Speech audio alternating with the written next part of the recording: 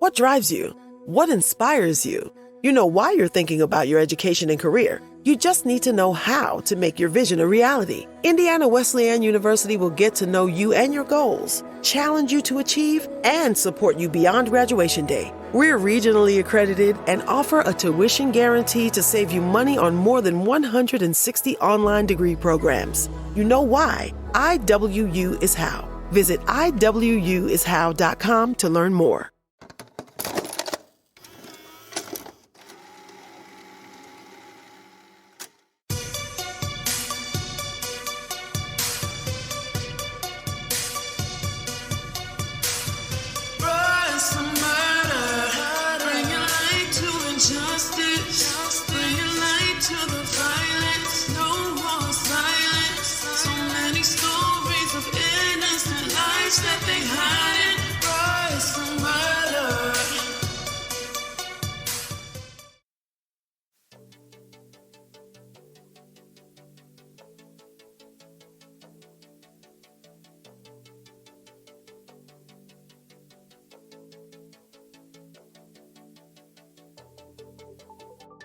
Hey, what's up, everyone? It is Battle and Hey Money. We're just a small part of Bros the Murder, but we have we're Bros the Murder, and we give you true crime of color and play music that you've probably never heard of before, or from musical artists that you probably never heard of before. And today, K Money and I are going to give a special episode that I think that we want to make a regular of, doing little special things on the side. It's kind of true crime, but like in a different way. Crime? I don't know. Blue collar crime? No, white collar crime. He should legal crime. Cut all that out. That was stupid. Let's just say legal crime. It's legal crime. Crimes against humanity. And not the card game. Is No, that what it's called? Cards. The cards against. Never mind. You don't have to take that out, Andre. You could leave that there. But definitely take out mine. Yes, so what we wanted to talk about today is we wanted to bring some attention to the Line 3 protests that are currently happening up in Minnesota. Line 3 is a proposed project by a company called Enbridge to abandon a previous pipeline that goes through northern central Minnesota. It is one of the most ambitious pipeline projects that has, I think that they've ever done in the North America, or at least in the U.S. So, ceded lands are lands that the tribes have previously sold in treaties, in the 1800s to the U.S., but with the exception that they got to maintain their rights to hunting, fishing, and gathering. So the issue here is that this pipeline is endangering those rights. And just to put that in a little bit of more perspective, Line 3's pathway is roughly 400 miles, in which it goes across the Fond du Lac Reservation, treaty lands of several other bands of Ojibwe, and the headwaters of Mississippi River in northern Minnesota. And along with that, Line 3 is part of a bigger pipeline that is actually owned by the company, and it goes across Canada, Minnesota, Wisconsin, Michigan, Illinois, and the original line was constructed in the 60s, and so there's been a lot of wear throughout the years, which is why they're replacing it. Along with that, there were permits for construction that were recently approved back in 2018, which were one of the newer set of permits for building or the construction. So to start off this next section, I kind of wanted to point out that when it comes to these pipelines, not every Native American opposes the project or these types of project. I just want to preface it with that, because while we're talking about indigenous people, Native Americans, we're not talking about every Native American, just groups of them that don't agree with what's going on in their lands, especially when it comes down to these treaties. But according to NPR, which is Minnesota's online news outlet, there's approximately 295 Native Americans that are employed on this project, and this was as February of this year. And according to an article that I read, one of the Native Americans that work on this project was in a tough spot to where they just wanted to be able to provide for their family, which is completely understandable that they needed jobs just like everyone else. And for some, they don't like the idea that there are Native Americans that are supporting what is going on. It's almost like a double-edged sword, and Kelly will be able to talk more about the effect on indigenous and marginalized people of this project. Yeah, so we're going to kind of address a few different things, a few different topics that relate to this bigger protest of Line 3. But every single thing that we are going to cover, does have a huge impact on the indigenous people that live in that area. So, the pollution that is likely to occur from this new line could ruin much of the farming, hunting, and water supply of the Ojibwe and Anishinaabe tribes. When Enbridge sets up construction camps for workers along the pipeline, these men are often violent towards Native people, and human trafficking of Native women is a consistent problem. As well, despite contributing almost nothing to climate change, Indigenous people globally suffer the most and continue to have the most at stake. This is an example of environmental racism. I've never thought about environmental racism and how that can affect Indigenous people, or people that really don't have a carbon footprint. It's definitely like a first world problem, but it's a first world problem where while I'm a person of color, I'm not part of an indigenous tribe, or I'm not a Native American that actually sees what's going on or how it's taking away land. I hear about it, but it's sometimes hard to fathom because I don't see it. And I think that's part of a privilege that I have, that I don't have to see that stuff. And I've never thought about environmental racism. Thanks for bringing that up. Yeah, it's so interesting. I mean, and that had also never occurred to me until I did this research. But it reminds me of that, that little trivia information bit that people always share around, where it's there have been studies that Indigenous women in other countries, in the Amazon and things like that are very much more tribal than we are. They've found when they've run tests that they have jet fuel, remnants of jet fuel in their breast milk. And that is wild. Yeah, that's so crazy. It's not just even our region. It's across the globe. This industrialization that we do affects everyone, every single person who lives on Earth. First Nations people are not the only marginalized groups who suffer from this late stage industrialization within our country. So we on one hand we think about it's the pollution of those natural resources, but the other thing that happens is Black Americans are also disproportionately affected in urban areas where oil refineries are located. In Detroit, Michigan, there is a predominantly Black neighborhood of Boynton. The Stop Line 3 website, which is a really good resource if you want to look more into this, says in 2012, when Marathon, the gas station company, upgraded the facility to process tar sands, Marathon bought the homes of around 275 people in the mostly white neighborhood of Oakwood Heights, which is not directly in the prevailing path of emissions. Unlike the mostly Black neighborhood of Boynton, Marathon has left the people of color in Boynton to suffer, consistently denying their requests for buyouts and emergency evacuation.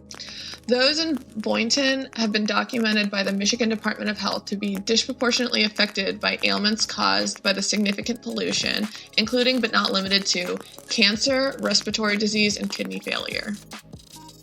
That's so crazy that you'll buy out some people's land, but not everyone. And not the people who are most directly affected by it. Yeah, and talk about just being given an opportunity to live, right? Mm-hmm. Live healthy, I should say. Yep. So this next part, we're going to talk more about the effects on the environment directly. In the 60 years since the first Line 3 was constructed, it has had multiple leaks and spills. Corrosion has eaten holes in the casting all along its 1,031 miles. Due to this, it is no longer efficient and runs at half capacity. But they still are trying to repair it.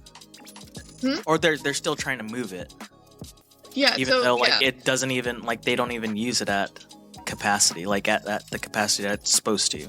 Well, that's the thing. Yeah. So the reason why they're building a new corridor for Line 3, this huge ambitious project, is because the original Line 3 is no longer efficient.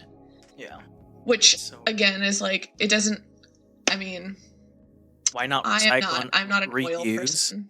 I was gonna say, why not recycle and or upcycle and reuse the existing line, repair? But yeah, we could get to that. But it's just weird to me. But well, yeah, that's exactly what I was gonna say. It seems like it would make more sense to just fix the one that already exists.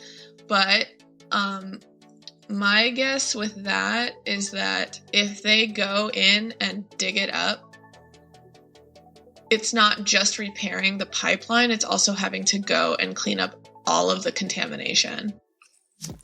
Yeah, that's true. Yeah. So better just leave it and let it soak in. Yeah, the other major problem is that this new corridor is the most ambitious investment into an already dying industry.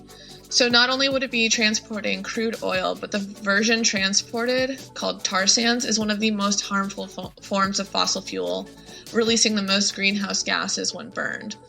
It's also the most difficult to clean up when it inevitably spills. So, part of that is, most oil, when it spills, it just, oil and water, oil floats to the surface because they're opposed to one another. But because this is, sands, the sands sink to the bottom. So it's much... Sits. Yeah. We are already hurtling towards the point of no return within climate change. The completion and use of this new pipeline is just one more nail in the coffin of irreversible damage to the environment. Leaving the old pipeline and constructing a new one also has direct harmful impact on the water sources it runs through. As they age and with use over time, corrosion will cause compromises to the structures. These compromises will cause leaching into the water sources, both in draining the bodies of water as well as contaminating them. And there are many water sources affected, given that northern Minnesota is a water-rich area. It's actually called, apparently, the land of 10,000 lakes. I didn't know that. Maybe I did know that. I only know that because somebody from Michigan told me, or Minnesota. I keep saying that. Minnesota told me that. Well, I called Wisconsin, Washington. It's crazy to think to the type of backlash people get when it comes to wanting to protect the environment and the way that you could be looked at if you're like, oh, let's think about the future and what's happening because of the things that we do. And, I can't say that I am completely removed from pollution or that I have a small carbon footprint, because I don't. I work on it, but I don't. It's just wild to think that a lot of the effects that come from using natural gas or oils and things like that is pretty irreversible in our lifetime. So the one thing I will say is that we all, obviously we have a carbon footprint, we travel, we do these things, but at the end of the day, because we have these campaigns of don't use straws anymore, but it's placing the onus on citizens as opposed to the massive legislation we need to actually cut back on the major sources of pollution. Yeah, and I think places California really want to do things like that, try to have a bit better infrastructure, but it's met with such anger towards California's legislation. Mm-hmm. Things like banning plastic bags, or if you need a bag when you go to a grocery store there, you have to pay some amount of money, or getting tax rebates and things if you have electric vehicles or solar panels on your house. It's just really wild how it's met. Yeah, well, I mean, I think a huge part of that is just like the lack of education in our country. I mean, even with everything going right now, the absolute like obstinacy of like people wearing masks, even. Yeah. Like people just get mad about things that they don't understand. Or have no control over, really. Mhm. Like other people. We can't control other people, and I fall victim to that too. But more on line 3. Sorry, everyone. So I'm going to talk a little bit about like the existing infrastructure because I think that's important too. Because back in the 1950s and 1960s was when most of the existing infrastructure of the pipelines were actually installed, and it was because this was post World War II and there are more people back here in the States and not in war, so that means more people, more energy demand, and to keep up with that energy demand they started to import oil. They created these pipelines to help with that. And what we didn't realize that in the event of a pipeline rupture or leak, because those are the two types of damages that a pipeline could go through, are ruptures and leaks, is that they can actually be catastrophic to the local environment. And we could look at marine life and crude oil. So with leaks, no matter how small a leak could be, it's still it would be hazardous to not just the marine life like fish, turtles, frogs, anything that lives underwater, algae for example, and also like plant life, but also human life.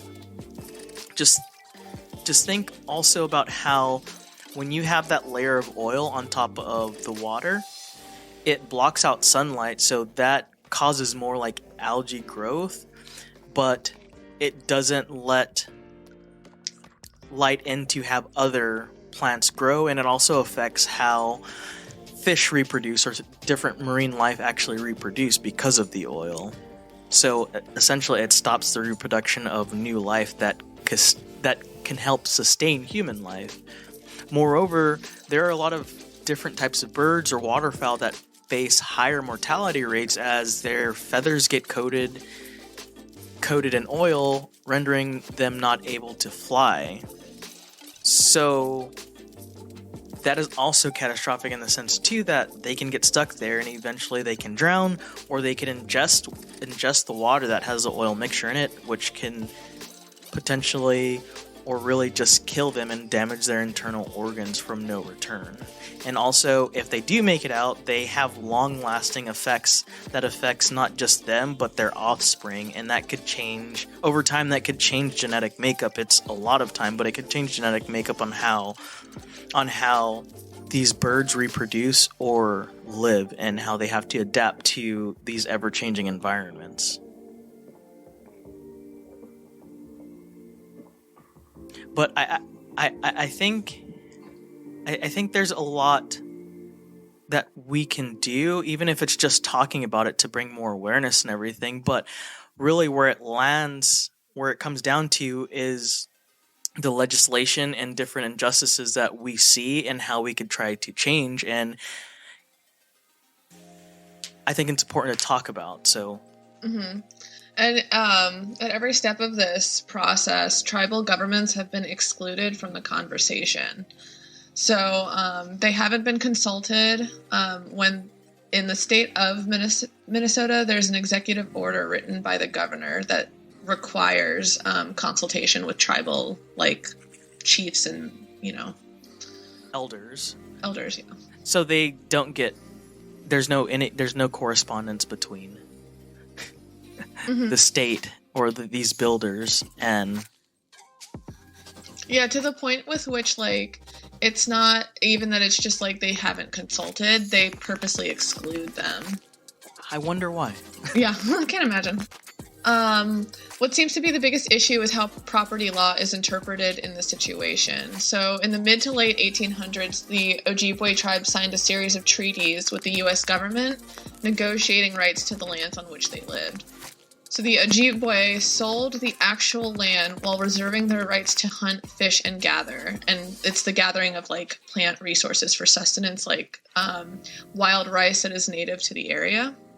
Wild rice is a very big thing for this tribe, like the Ojibwe tribe. That's like the whole reason they migrated to that area was because of the wild rice.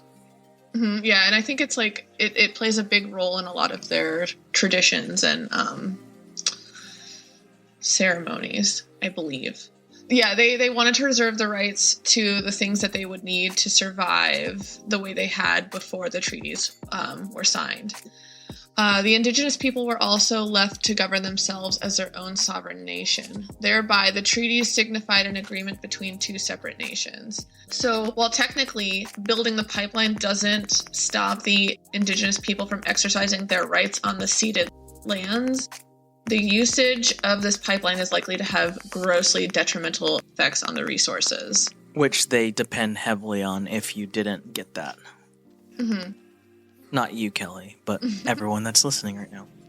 Yeah, and so one major thing currently that is being discussed a lot is that in 2020, during Biden's presidential campaign, he made a point of including what steps he would take to combat climate change, commenting on not only the impact of it on our planet, but also the ways in which it disproportionately affects people of the global majority.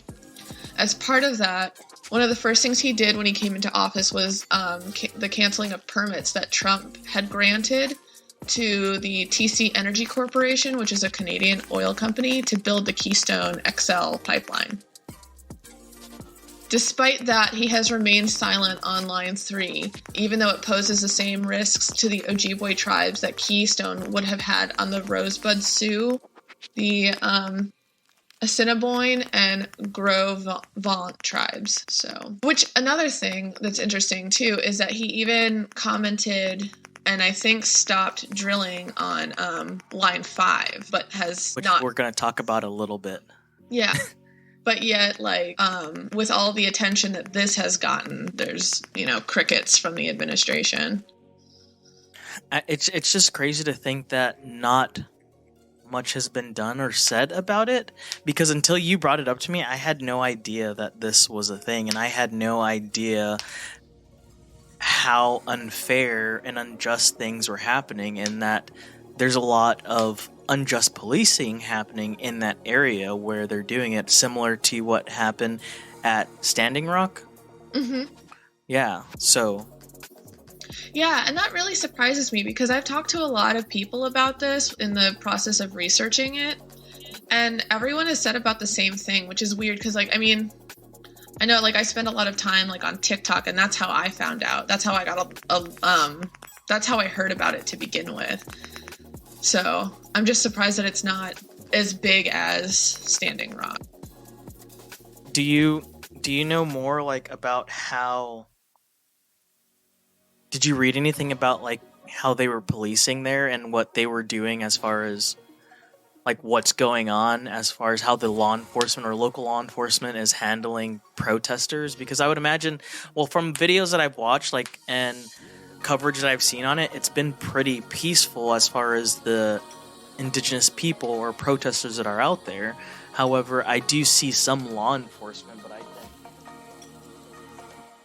Yeah, so this is this one thing that it kind of blows my mind, and I don't understand how, I do understand how people get away with it because of racism, but still, it's, so blatant. But through public records requested by the news site The Intercept, we know that Enbridge has provided $2.3 million in funding to law enforcement throughout Minnesota. In turn, Enbridge has been exercising their influence over local police where water protectors are protesting.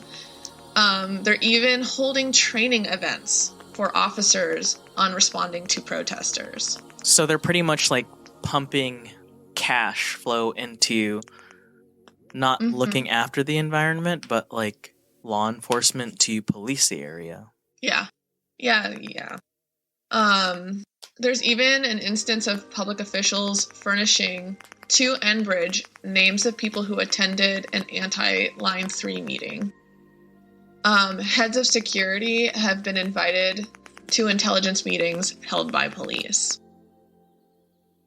The Intercept was even quoted as saying, like, in October 2020, according to emails, Enbridge organized an all-day training at the company's Bemidji Emergency Operations Center. According to the email sent a day before the event, dozens of Enbridge employees, public safety officials, including local sheriffs along the pipeline route, and an FBI agent were invited to attend. A primary goal for the event, coordination between Line 3 project team and LP, an acronym that typically refers to local police. Let's militarize them almost and have them trained, especially to make sure that, you know, they're controlling peaceful people.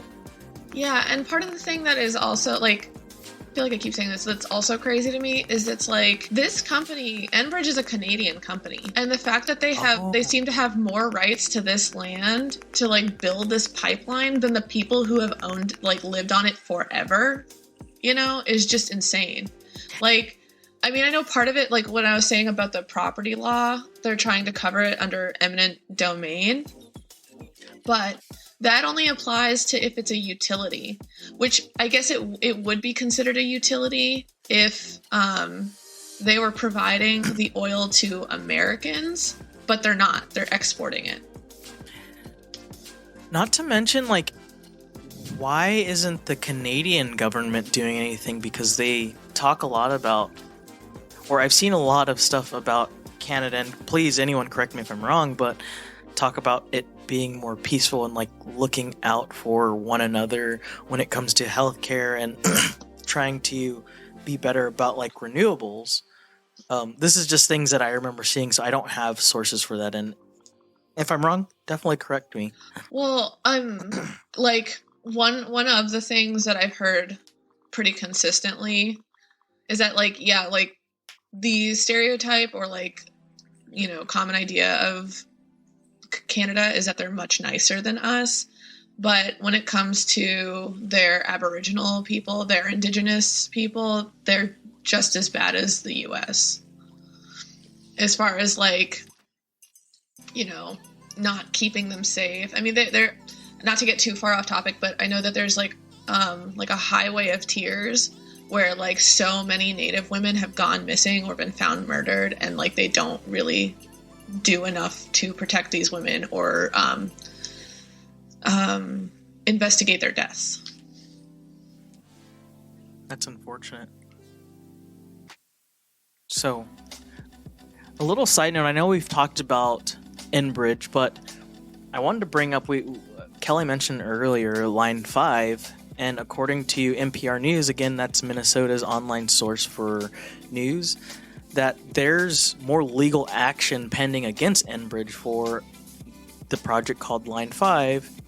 And if you haven't figured it out by now, you kind of guessed it.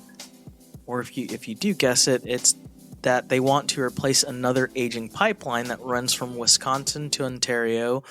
And again, through treaty and reservation lands all over all of the... Okay, excuse me. Sorry.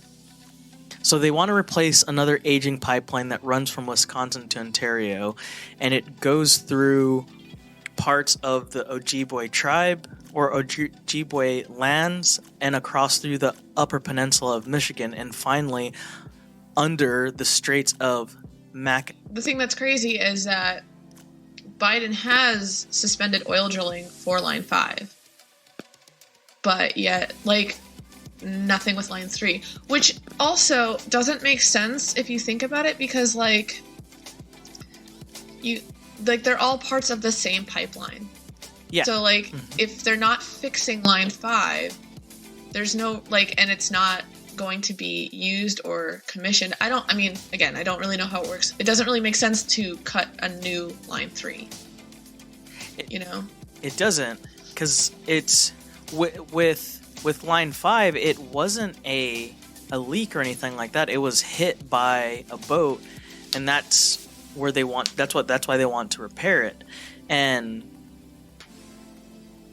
this happened back in 2019, But a lot of people have just said if it's hit and it's not running, just shut it down. Why do you not just shut it down and remove the existing lines that are there? Or if you're going to not use them, just leave them. So actually, Kelly, this is probably something that we could cover later down the road and like try to see if there's an update and where it goes with this, because I think it's super important to not only shed light of true crime of color, but also making sure that we're bringing into light these types of injustices on indigenous people, especially here in the United States. And well, they're supposedly supposed to finish, like, the end date for this project is like the end of this year. So I guess like that's when we'll find out, unless new stuff comes out like in between, whether or not they're going to go through with this project. So there's still hopefully plenty of time before they actually finish it. Although, again, it still isn't going to undo the damage from just putting it in.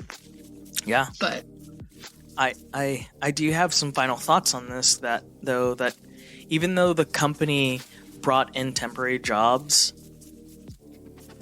to make the economy a little bit better, these are short-term rewards, and we haven't really outweighed the long-term damages that this pipeline could bring in.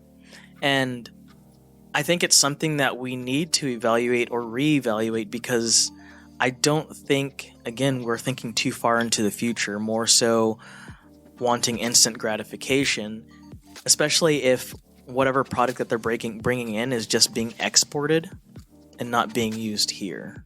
What do you think?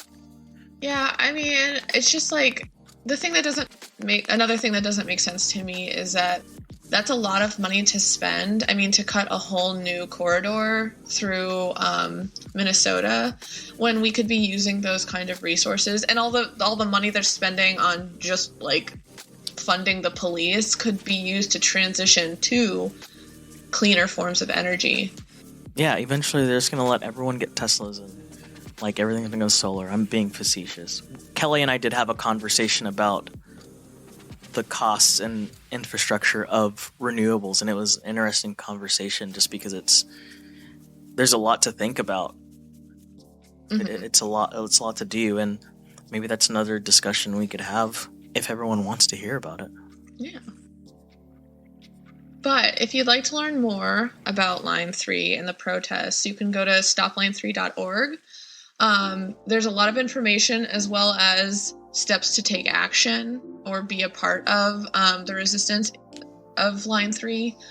You can also follow the hashtag StopLine3 on TikTok to see what's happening on the ground in real time, which is really a really interesting and really cool resource to like actually watch people who are affected by this talk about it, give their experience, and like show exactly what is happening at these protests. Awesome.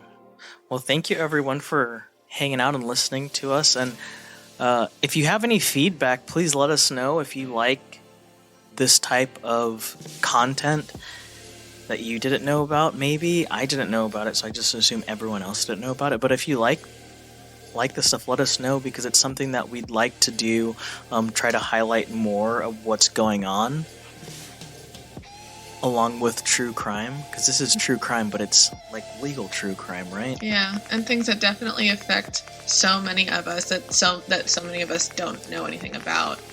I mean, all these contaminations, the pipeline cuts across the Mississippi twice, so it's taking all of that contamination all the way down to the Gulf with it. So like, it affects indigenous people most, but it still affects all of us. So stick around for the song, and we hope you like it, and thanks for listening. Yeah. Bye! See ya!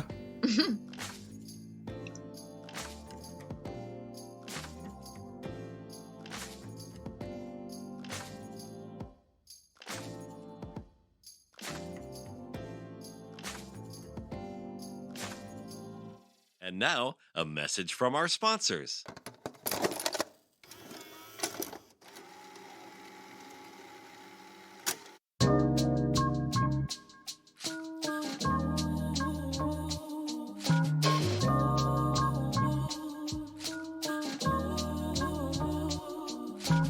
shed so many tears that my tear dots turn red. Now that hemoglobin flowing, keeping vampires fed. They wanted to jam me in, lock me up, and throw away the key. A pack of hyenas, he laughing at me. They took many shortcuts by backstabbing me. If I don't get out they grip, then these vultures won't dip. I ain't afraid to die and fly off to the sky, but I got more life to live, so today I'm gonna try to strive, not to hide behind my fears, hide behind the years, and hide behind these tears. Lord, please take away all these imperfections, renovate my heart and purify my soul. Do to me what I do to my floors when I sand them. If you open up them doors for me, I won't be too demanding. Your truth, love, and light is what I always stand in. I'm your fierce, humble servant, just like you commanded. I got favor, God's favor, and nobody can take it from me. I am worthy of every good thing, and I'm gonna be who God called me to be.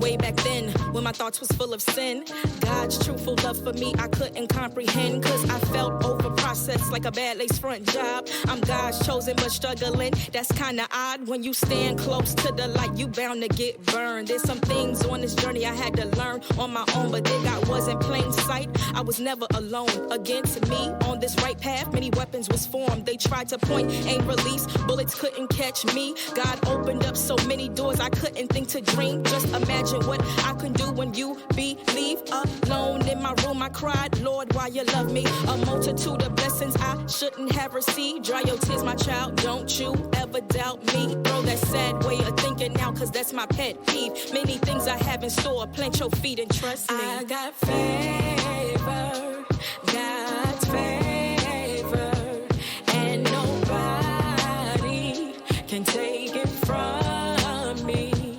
I am worthy of every good thing, and I'm gonna be who God called me to be.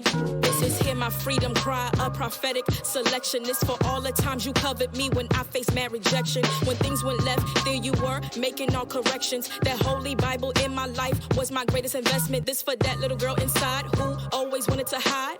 Rivers and lakes and ponds of salty tears, she always cried. Never felt beautiful or worthy like a prize. You dried my tears and said, daughter, don't you dare believe those lies. I got favor,